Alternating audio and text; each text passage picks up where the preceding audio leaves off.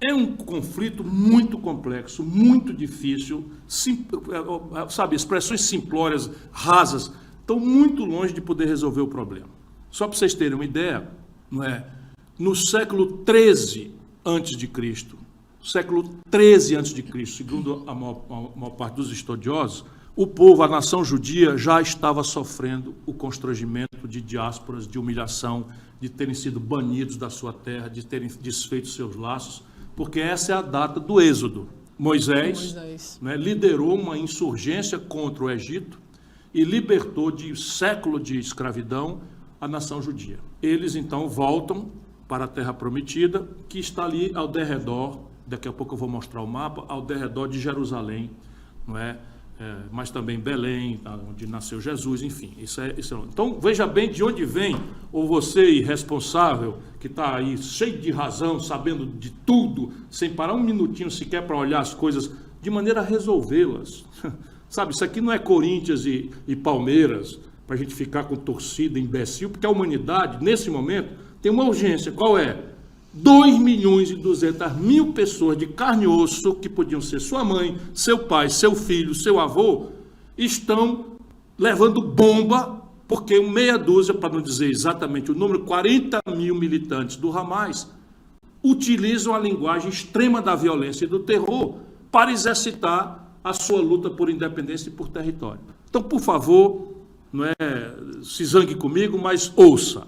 Isso aqui não é briga de Corinthians contra Palmeiras. E um país como o Brasil tem obrigação, e a opinião pública internacional tem um papel central para fazer. A urgência é bombardear uma população que está fechada, cercada. 2.200.000 pessoas estão cercadas e levando bomba. Mais de 7.000 bombas já foram feitas, mais de 3.000 prédios já foram destruídos, mais de 3.000 pessoas já foram dadas como mortas, fora as pessoas cujos corpos estão embaixo dos escombros dos prédios. E essas 2 milhões de pessoas, 1 milhão delas estão com 24 horas, mais 24 horas, obrigadas a sair das suas casas, sabe, correndo, sem saber se vão poder voltar, se vão levar seus pertences, nada, para se espremer no lado sul. Estou falando da faixa de Gaza. Deixa eu dizer para vocês o que é a faixa de Gaza. São 40 quilômetros por 10, 363 quilômetros quadrados, com 2.200.000 pessoas vivendo ali. Isso, se pegar a cidade de Gaza, que está ali no norte, onde agora está essa ordem fascista de sai agora ou vai morrer todo mundo, ou aguenta as consequências, numa punição de gente civil, de inocentes, mais de 1.000 crianças palestinas já morreram, mais de 1.000 crianças, porque corretamente Israel, se defendendo, tem todo o direito de se defender, e quer enfrentar o Hamas.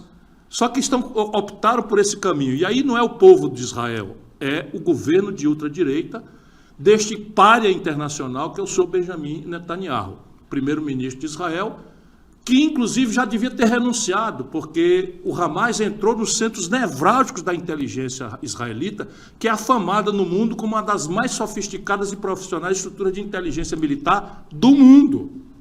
Como é que os militantes, os guerreiros ou os terroristas, que chamem como quiser, porque aqui o que importa é o substantivo, não é o adjetivo. Não é? O que importa é o substantivo, e o substantivo é negar a violência. Bom, eu estou com essa opinião, tenho aqui uma série de fatores, mas eu dizia para vocês que o assunto remonta ao século XIII a.C., se nós tomarmos a diáspora dos judeus, o sofrimento da nação israelita, dos hebreus, por Moisés. Mais recentemente, vejam bem, o meu nome, Ciro, foi dado pelo meu pai, historiador, em homenagem ao libertador dos judeus no século V. No século V a.C., no século V a.C., de novo, a nação hebreia, os judeus, os israelitas, estavam de novo expulsos da sua terra e escravizados pela Babilônia. Pois bem, veio um rei persa, que hoje é o Irã. Vamos prestar atenção nisso. Isso tem a ver, porque a saída dessa confusão só vai ser pelo caminho da história e pelo caminho do direito internacional. E eu estou fazendo um pouco de história de tradição para logo mais falar no direito internacional. Pois bem, Ciro, o Grande, é o único gentio, ou seja, não judeu, que é citado como uma espécie de Messias pela Bíblia. Ele era um iraniano, um rei do Irã, o rei da Pérsia, e libertou os judeus da escravidão dos babilônios. Então, século 3 a.C., os judeus já estavam sofrendo.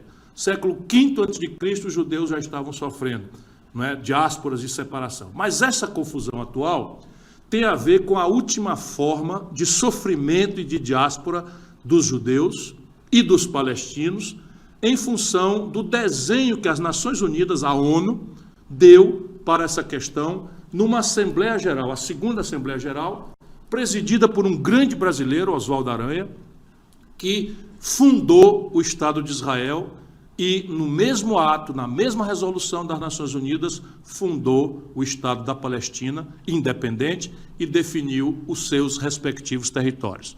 Essa é a base da confusão que nós estamos vivendo hoje. Ou nós entendemos isso, sob o ponto de vista da história, das tradições, inclusive religiosas, e do direito, ou ficará essa torcida imbecil que hoje, por exemplo, um grupo de fanatizados foi fazer protesto em Londres, na porta da BBC, reclamando que a BBC de Londres está fazendo uma cobertura razoavelmente equilibrada do conflito, sendo uma estatal britânica. Para vocês verem o nível de fanatismo, o nível de violência. E aqui no Brasil a mesma coisa. Bolsonaristas e artistas pouco cuidadosos com as coisas, sempre vão na onda de qualquer coisa, se juntando para fazer protesto de A e de B, sem ter parado um dia sequer para entender o que é que de fato está acontecendo, não com sentido de tomar lado. Nós não temos uma obrigação de tomar lado. Nós temos uma obrigação de pugnar pela paz, contra a violência, contra o terror como linguagem, seja de um grupo informal, seja de Estado. Porque, francamente, bombardear populações civis, constrangê-las a um cerco medieval, tirando a energia elétrica, água, comida, remédio, e mandando evacuar em minutos hospitais e bombardear indiscriminadamente populações civis inocentes, isso não é senão crime de guerra. A versão desse conflito hoje se dá porque em 1947, quando acabou a Segunda Guerra Mundial, de novo, muita gente sofreu. Morreram 40 milhões de pessoas. Os soviéticos foram os que mais perderam gente, mas em seguida foram os judeus. 6 milhões de judeus foram assassinados barbaramente, de forma cruel, desumana, selvagem. E eu digo isso porque talvez a última nação do mundo que possa aceitar conviver com segregação racial, com preconceito, com justiçamento sem julgamento, é a valorosa comunidade judaica. Nós temos que ter clareza disso, por isso eu vou recuperar. Então, quando aconteceu a Segunda Guerra Mundial, de novo, os judeus estavam em diáspora no mundo inteiro. Diáspora sabe como é? Saíram de suas terras, foram banidos de suas terras e estavam vivendo separados uns dos outros, mantendo a força da sua identidade cultural e religiosa ao redor da Torá e de uma fé milenar que é a mais antiga das três religiões monoteístas do mesmo tronco, do tronco de Abraão. Pois bem, quando acabou a Segunda Guerra Mundial, os judeus sofreram a perseguição dos nazistas. Né? Gueto de Varsóvia, meu irmão, para um pouquinho, qual é a diferença substantiva entre o gueto de Varsóvia, quando a Alemanha nazista ocupou a Polônia, confinou todos os judeus num gueto murado, isolado, do qual não se podia sair sob pena de morrer sufocado, ou de bala, etc, etc. Qual é a diferença substantiva entre o gueto de Varsóvia, que é uma indignidade que se cometeu contra os judeus, e o que o seu Benjamin Netanyahu está fazendo em nome de responder à aberração, à violência que não tem defesa do Hamas, está fazendo na faixa de Gaza? A opinião pública internacional tem que se livrar dessa interdição, desse preconceito, e aqui está a chave da inteligência. A tradição e a história e a questão do direito. O direito é que define o regramento que nos transforma de bichos em seres de convivência em sociedade, em comunidade. Pois bem, em 1947, então, quando acabou a guerra, os judeus tinham uma sociedade, eles criaram uma organização sionista mundial, E essa Organização Sionista Mundial decidiu por um consenso de uma volta ao território, de refundar o Estado de Israel.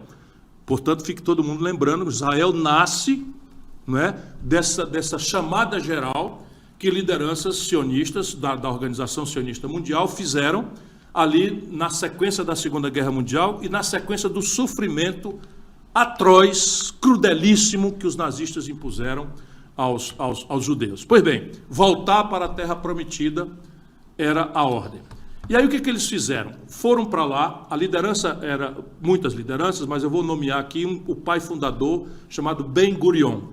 Pois bem, o Ben-Gurion liderava uma facção dentro dessa Organização Sionista Mundial, que era o sionismo trabalhista, ou seja, havia ali uma inclinação progressista, uma inclinação trabalhista, não é? Que é uma inclinação muito forte, muito fecunda na política de Israel.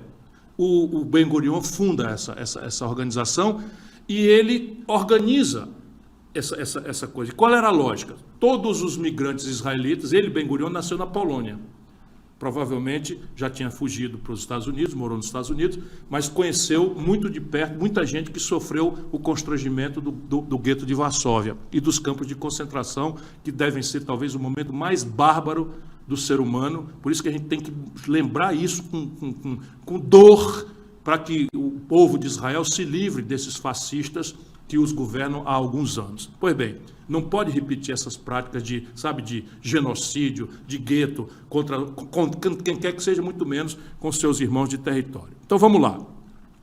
Quando o Ben-Gurion começa a organizar, eles pegam dinheiro dos milionários, Rothschild, etc., e começam a comprar terra ao redor de Jerusalém, por perto ali, em vários lugares, enfim, ao redor da Terra Prometida, que é na tradição, Moisés, século 3 a.C., Ciro, né, no século V a.C., estou só acelerando aqui para a gente colocar a história. Pois bem, nesta data, aquele lugar era uma colônia britânica. Olha como é grave e importante a gente ver o papel da opinião pública internacional para desarmar essa bomba.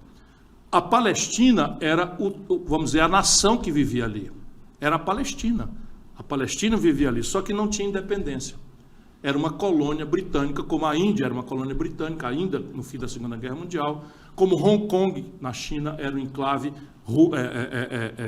britânico, enfim. E na descolonização, que é um efeito importante, modernizante da Segunda Guerra Mundial, não é? Os judeus, então, começam a atender o apelo por refundar Israel. E vão ali e começam a se sediar. Até que, pelas tantas, começa a acontecer escaramuças entre os palestinos que viviam ali, e árabes, os palestinos são árabes, os britânicos, que era a nação colonial imperativa, e o Ben-Gurion se viu forçado a, fazendo política, usando a diplomacia, usando a economia, comprando terras, e traziam e organizaram kibbutz, que eram fazendas coletivas, trazendo jovens e tal, do mundo inteiro, para trabalhar juntos e tal, na direção de refundar o Estado de Israel. Mas começou a ter antagonismo. Pois bem, o Ben-Gurion, a ele não restou outra alternativa, eu quero crer, isso eu estou olhando historicamente, e é bom que a gente domine isso, criou um braço armado do movimento sionista trabalhista. E ele deu a ele o nome de Haganah. Então, veja bem, lá naquele lugar, os britânicos controlavam com mão de ferro. Aliás, eu pulei um episódio que é muito importante para nós cristãos. Eu fui lá no Moisés, no século 3 a.C., para ver o sofrimento dos judeus e dos palestinos. Eu vim no Ciro, no século V, mas eu me esqueci e pulei, não podia fazer isso, dos romanos. Então, quando Jesus Cristo andou entre nós, no início dos tempos presentes, dos tempos comuns, que nós chamamos, depois de Cristo, quando Jesus andava entre nós, Jesus era um membro, né, dessa submissão colonial, imperial, daquele mesmo lugar, daquele mesmo povo, os palestinos e os hebreus, que viviam juntos, pelo império cruel da Roma. De Roma. Então veja, Jesus foi constrangido nos momentos finais por provocações do serviço de inteligência dos romanos, em que, para provocar, dizer, é o Messias, é o homem que vai tomar o reino aqui de Roma e tal, e Jesus, iluminado, disse, o meu reino não é desse mundo. O meu reino é do outro mundo. Escapou na lateral. Mas o senhor, então, acha que essa moeda aqui, com o rosto de César, não devia valer aqui, porque vocês estão defendendo a liberdade dos judeus, etc, etc. Então, o que o senhor disse? Isso aqui não vale nada? Não, a César o que é de César e a Deus o que é de Deus. Mas ele disse mais, Jesus, é importante a gente repetir essas tradições ou essa fé, porque tem muito cristão falando besteira, sancionando violência, como se isso aqui fosse uma partida de futebol de várzea, né? Se dizendo cristão e esquece a história de Jesus, o nosso Criador, o nosso fundador, o Filho de Deus. Pois bem, Jesus disse que era para dar outra face. Por quê? Porque ele queria desarmar o que havia na data ali. Os judeus, oprimidos pelo império cruel e terrorista de Roma.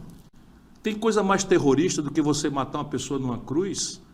O símbolo do cristianismo, a religião mais poderosa do Ocidente, é uma cruz. Pois bem, a cruz era um instrumento de tortura bárbara, cruel e terrorista que os romanos usavam para punir as pessoas que se insurgiam contra o Império Romano.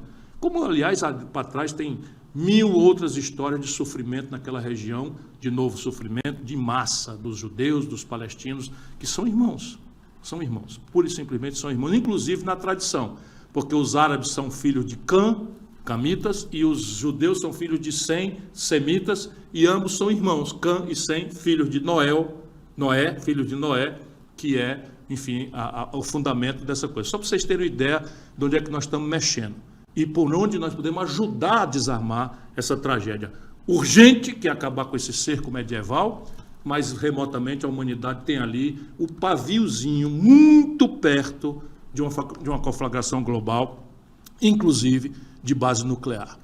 E é isso que nós devemos, os sérios, os responsáveis, estar com a cabeça posta aí, não nesse jogo de futebol ridículo que algumas pessoas estão fazendo ao redor desse assunto. Pois bem, quando acabou, então, a Segunda Guerra Mundial, o Haganah era um grupo paramilitar. Então, o Ben-Gurion lutava pelo Estado judeu nos aforamentos diplomáticos, no mundo do direito, reclamava a história, as tradições corretamente, mas tinha um braço armado para enfrentar o terror do Império Britânico, que era o Império Cruel, e dos árabes que começaram a resistir. Árabes de todos os tipos, pan-árabes, mas os palestinos também. Não é? Pois bem, em 47, porque o Ben-Gurion teve eficácia, é um herói, conseguiu a vitória no campo político, diplomático e no campo militar, né?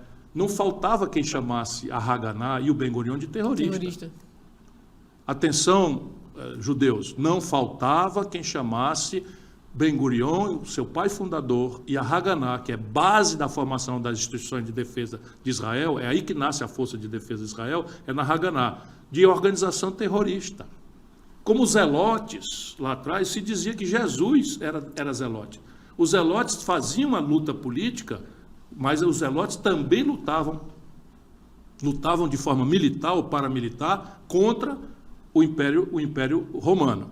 Por isso que a gente precisa ter que ir relativizando as coisas, não para banalizar a violência ou tolerar qualquer tipo de violência, nem remotamente é o que eu estou dizendo. Eu quero só situar a complexidade do assunto para a gente convocar uma atitude diferente que ajude a desarmar essa bomba, que é a urgência humanitária e o potencial de uma conflagração global que está muito fortemente semeada ali. Pois bem, em 47 houve uma Assembleia da ONU e essa Assembleia declarou fundado o Estado de Israel. Fundou-se o Estado de Israel e definiu-se o território. E se deu independência, tirando a Grã-Bretanha, se deu independência aos palestinos e se definiu o território. Olha aqui, os territórios de Israel, que foi fundada nesse ato, presidido por um brasileiro, Oswaldo Aranha, e os territórios da Palestina foram definidos na Resolução das Nações Unidas. Vamos ter clareza disso. Historicamente, isto é que dá legalidade à existência do Estado de Israel e que dá direito aos palestinos de reclamar o seu território. O que acontece? Como sempre, as Nações Unidas, muito vulneráveis à influência norte-americana e soviética na data, começaram a fechar os olhos para contradições que começaram a surgir a partir de grupos que não aceitaram aquela solução de duas nações com dois territórios definidos. E aí começa a confusão. Em 1948 e 49 já começa a confusão entre Israel, nascente, agora com status de Estado nacional, com 1 milhão de habitantes, não tinha nem sequer 1 milhão de habitantes, e os palestinos que tinham na data algo ao redor de 4, 5 milhões de habitantes. Pois bem, começa a brigar, e eu vou acelerar aqui a análise, e cada briga dessa, Israel tomava um pedaço do território. Ganhou todas, não perdeu nenhuma, ganhou todas, não é? Muito financiado pelos Estados Unidos, muito financiado e tal, povo muito inteligente, fez uma aposta séria logo desde o começo em tecnologia, etc, etc. Ganharam todos os enfrentamentos. Ganharam contra a Jordânia, ganharam contra o Egito, ganharam contra a Síria, e cada etapa dessa, Israel comia um pedaço do território da Palestina. Esse é o fato. Aí se organizou entre os palestinos uma organização para a libertação da Palestina, chamada OLP. O mais conhecido militante disso era um cidadão chamado Yasser Arafat, que circulou o mundo. Não antes. Antes era uma organização armada para resistir a Israel. Era uma organização política, que tinha um braço político, diplomático, procurava relações internacionais, por exemplo, estabeleceu relações aqui com o PT, no Brasil, umbilicais, mais do que umbilicais, promíscuas num certo momento. Oxe. Eu conheço as histórias todas. Pois bem, mas tinha um braço armado. Não vou nem perguntar se era financiamento de alguma coisa de campanha, porque já conheço só o olhar. Mas não fale nada, você não falou nada, nem eu. Ok, pula. O PT... Tá bom, pula, vamos voltar para o assunto sério. Mas enfim, aliás, o PT tinha intimidade com Gaddafi, tinha intimidade com Fidel Castro, intimidade mesmo, e tinha também com a OLP. Demorou uns 8 dias para o PT tirar uma resolução hoje, não é? Depois que ficou mais ou menos impossível sustentar esse muro onde eles se homiziaram por esses dias. Pois bem, com a definição dos novos territórios ocupados por Israel, a OLP entra em luta armada. E, pelas tantas, derrotada, a OLP abre mão da luta armada. E aceita o caminho da diplomacia e do direito internacional. Não aconteceu nada. E aí nasce o quê? Nasce o Hamas. Porque o Hamas é uma retomada dos radicais que consideravam que com Israel não tem jeito a não ser violência. E aí qual é a proposta do Hamas? Destruir Israel. O que está no discurso do Netanyahu, destruir o Hamas. Isso é solução final, isso é o que o Hitler propôs, baseado em 1000 preconceitos intoleráveis, promover a bestialidade de uma solução final que era extinguir os judeus pelos morticínio bárbaro, animalesco. Extermínio, mas é disso que se trata. Nós não podemos aceitar que isso aconteça nunca mais na humanidade, seja contra quem for, seja a pretexto do que for. Isso quer dizer que nós vamos passar pano para a iniciativa do Hamas? Não, muito longe não. Por quê? Porque o direito, de novo, se a tradição e a história reconhece o direito por lutar por seus territórios usurpados, ocupados por Israel, a quem quer que lute pela causa palestina, a organização OLP, a Fatah, que é o braço político dela, e o Hamas, que foi fundado e disputa com a Fatah o radicalismo, e a Fatah mais moderado. Um é de natureza mais laica, menos radical do ponto de vista do fundamentalismo religioso, a outra é de extremismo islâmico e tal, e a diferença de um que aceita o Estado de Israel, o outro não aceita. É um problema grave que os palestinos têm que resolver. Mas quando o Hamas parte para exercitar arbitrariamente suas razões e viola a lei internacional, ele é um bandido. Ele tem que ser trazido aos tribunais internacionais ou da própria nação palestina independente, que tem que se sediar ali, o quanto antes, para que eles paguem pelos seus coisas. Não pode matar civil, não pode fazer refém, sabe? Não pode, embora Israel seja um Estado que está fazendo exatamente a mesma coisa. A diferença aqui é que um é uma organização sectária, fundamentalista, que não deve, vamos dizer, filiação a nenhuma instituição internacional, e o outro lado é um Estado pertencente à comunidade internacional. A diferença é essa, o Estado tem que ter contenção. E aqui vem a tragédia.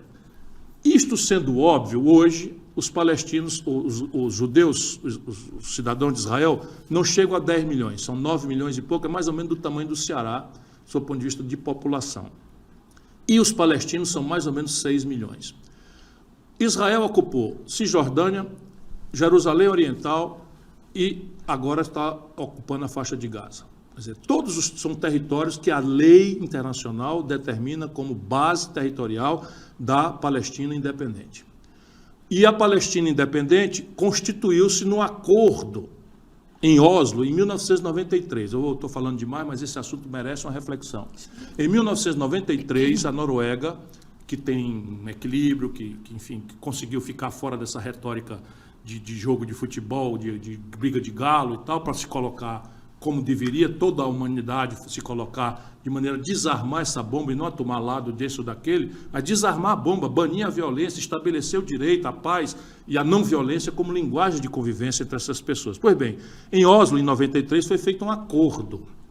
Nesse acordo se constituiu uma autoridade palestina, que é quem representa o Estado palestino hoje, chama Abbas, o presidente provisório, aceitou a democracia.